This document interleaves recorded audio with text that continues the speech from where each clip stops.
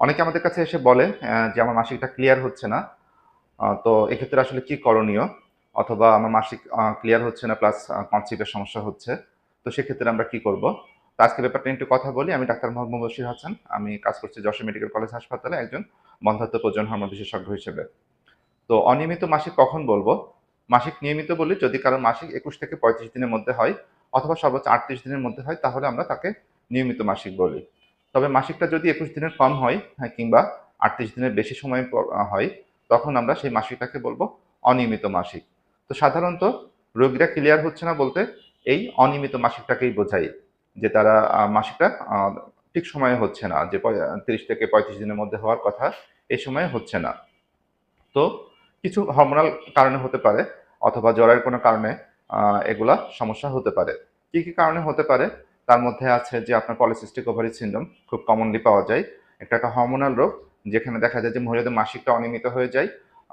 সাথে মুখে লোম বা ব্রণ এগুলো অনেক বেশি হয়। সাথে দেখা যাচ্ছে ওজন বেড়ে যায়।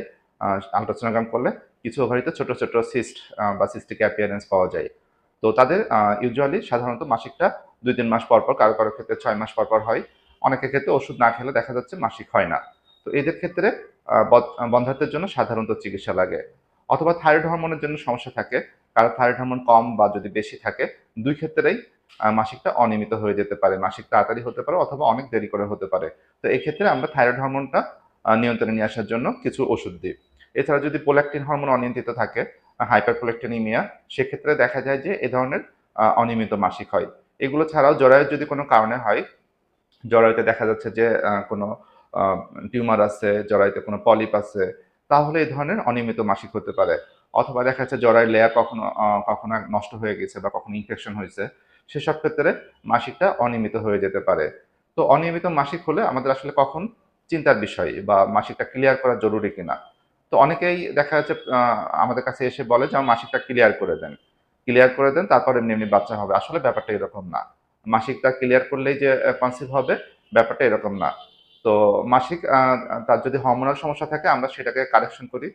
যদি দেখা যাচ্ছে কেউ বাচ্চা না চায় তাহলে আমরা তাকে পিল দিই। তো পিল খাওয়াকালীন মাসিক নরমাল থাকে। প্রতি মাসে, মাসেই তার মাসিক হয়। কিন্তু কেউ যদি বাচ্চা চায় তখন আমরা অন্যান্য চিকিৎসাতে যাই। আ তখন তার আসলে মাসিক হওয়াটা খুব বেশি আমাদের প্রায়োরিটি বিষয় থাকে না। তবে যেসব ওষুধ দিই সেগুলোতে সাধারণত তার মাসিকটা নিয়মিতই থাকে।